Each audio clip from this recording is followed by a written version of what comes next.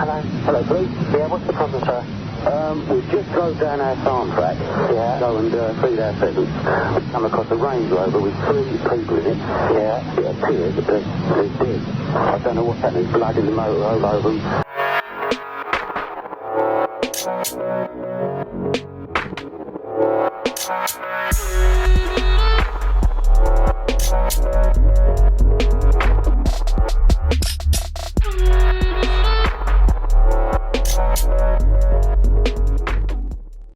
And welcome back to a new video on the Essex Boys case. As always, if you are enjoying the content, please do give the video a thumbs up.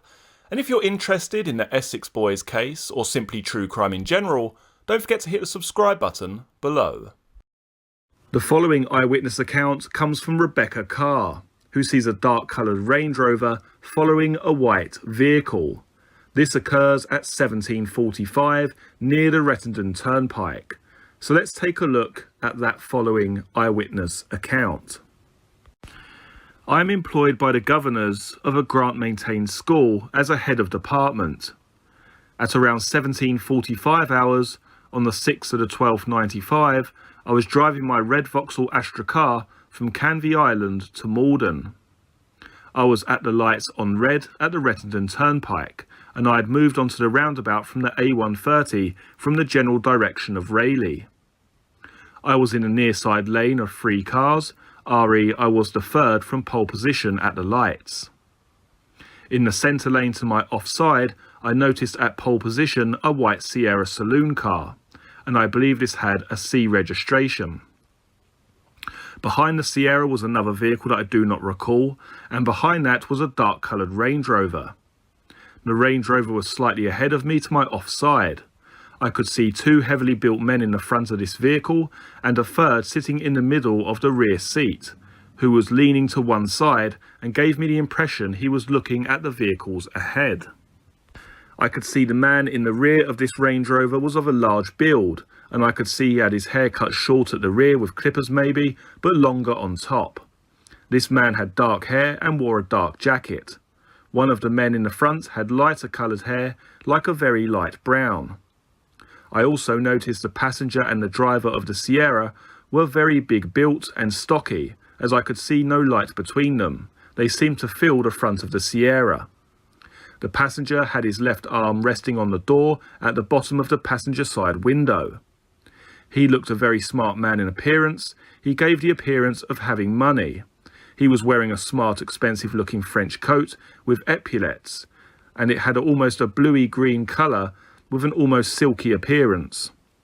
There may have been somebody else in the rear of the Sierra, but I am not sure about this. As the lights turned to green, the Sierra moved off at speed straight up the A130. The vehicle at pole position in my lane turned left to Wickford. The vehicle in the offside lane between the Sierra and the Range Rover turned right towards South Woodham.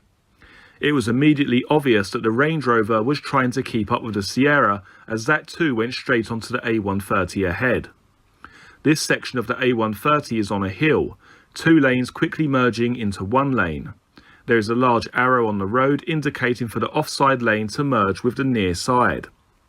The Range Rover was struggling to keep up with the Sierra that was by now some distance in front, and I slowed to let the Range Rover in front of me. We then went through the village, with the Sierra moving fast, exceeding the speed limit, which I believe is 40 miles per hour. Then there was another car, then the Range Rover, then myself.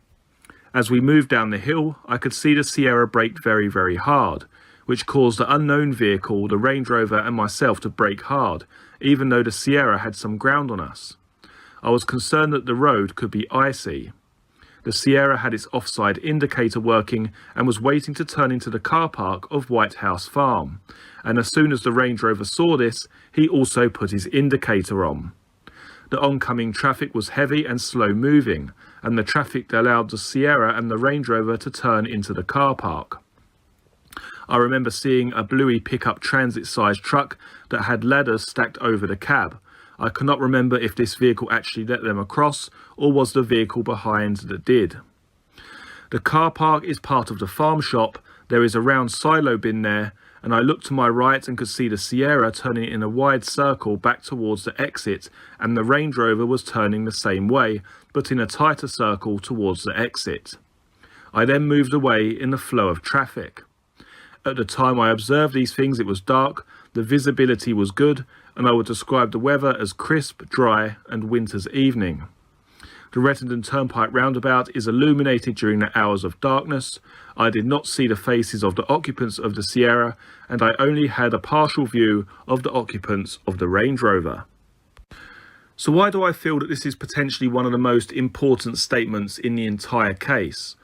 Well, a lot of people will hear that statement and they'll be able to listen to the amount of detail that this woman gives, and some people find that quite suspicious due to the fact that it was dark, and how could she possibly recall such a level of detail? What we need to remember is this woman has a position in her life of responsibility. She is the head of a grant-maintained school, and I certainly wouldn't believe that she would come forward with any sort of false information. She also states quite clearly that the road she was on is illuminated during darkness, and we also need to remember that she was pulled up at traffic lights during the time where she witnessed most of this event. Another thing which lends credibility to her account is the fact that I have timed the distance from Gordon Road to the Rettendon Turnpike, and the fact that she saw them at 17:45 is entirely possible.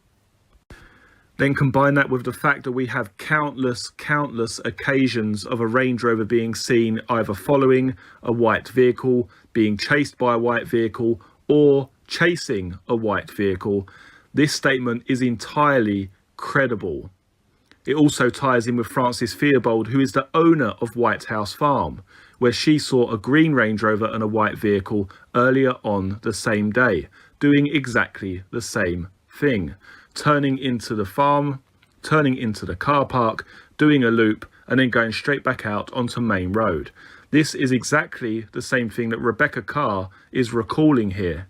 She is seeing this later on in the evening, a dark coloured Range Rover, potentially the green one, and a white vehicle pulling into White House Farm, doing a circle, and then going back out onto Main Road. This statement is absolutely crucial to this case. The next statement muddies the waters further still. So let's take a look at that eyewitness account. The following statement is from Andrew Reynolds. On the 6th of December 1995, I was working at Basildon Tyre Services when at around 10 AM to 11 AM, Pat Tate arrived at the garage with a girl I knew only as Pat's girlfriend, Liz. They arrived by car, Pat in his black E/F registration 190 Mercedes and Liz in a Polo motor vehicle, colour black. The Polo was left at the garage for repair, and Pat then phoned someone who he called Tony, and I took this to be Tony Tucker. He asked him about the Vitara, and arrangements were made that Pat would take the Vitara away and Liz drove away in the Mercedes.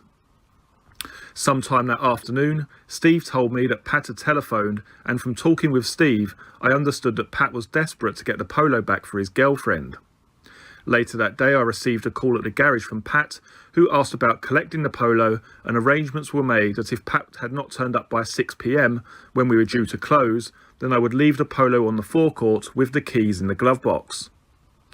At 6 PM on the 6th of December 1995, the garage was closed, and I left the Polo on the forecourt with the keys in the arranged spot. As I drove away from the garage in my white Astra van, registration Charlie 385 Victor Alpha Alpha, Steve was behind me in his E-registration grey BMW 325, and in front of me was Alan in a blue Orion. I drove onto Cranes Close and along Cranes Farm Road, towards the roundabout junction with East Main, Basildon. As I got to the roundabout, the time was only around 18:05 PM, I saw a blue Range Rover which I recognised as one Craig, Tony and Pat use. I knew it was them and their Range Rover as I'd seen them with it on several occasions before. I could clearly see Craig was driving, Tony was in the front passenger seat, and there was a stocky male between the seats at the back, and I took this to be Pat Tate, as this was the way that they usually sat when I had seen them in the past. They were travelling on the other side of Cranes Farm Road in the opposite direction to me, heading towards the garage. I thought that they were going to collect the Polo. I recall the registration of the Range Rover as an F plate. At around 9 PM to 10 PM that evening, I had cause to drive down to Crane's Farm Close and past the garage. I looked and saw the Polo had gone, and I took it that Pat had collected it. I never saw Craig, Tony and Pat again. Sometime in the afternoon of Thursday the 7th of December, I was working at the garage when I heard that all three men had been found dead in a Range Rover. This started as a result of calls being made to the garage about a report of a Range Rover being found with 3 dead people inside. Believing it was Craig, Pat and Tony, I telephoned Pat's girlfriend Liz at around 2 to 3 PM that same afternoon. I telephoned one of Pat's mobile phone numbers, which was answered by a female who I took to be Liz. I asked her about the killings, and she said she didn't know anything about it. On Tuesday the 2nd of the 1st, 96, the police contacted me at my home address and asked me about telephone calls recorded as having been made to the garage. I can only state that these calls would have been in relation to vehicles that Craig, Pat and Tony had either left with us or were making arrangements to drop off. The telephone number for the garage for people to call outside the company is 01268 520 537. There is another number for this company, but that's for company use only. I only saw the 3 in the vehicle at 6:05 PM on the 6th, and I did not look to see if there was anyone else with them. I cannot recall what they were wearing. Okay, now of all the eyewitness accounts that we have, this is probably the most likely to be authentic, the most likely to be the most credible one of the entire bunch. The reason being is that this mechanic knew Craig from old. He had constantly worked on the vehicles of Tucker, Tate and Rolfe, and he clearly saw the Range Rover at 6:05 PM at Crane's Farm Road. If you would like to learn more about the Range Rover murders, then click on the video in front of you now.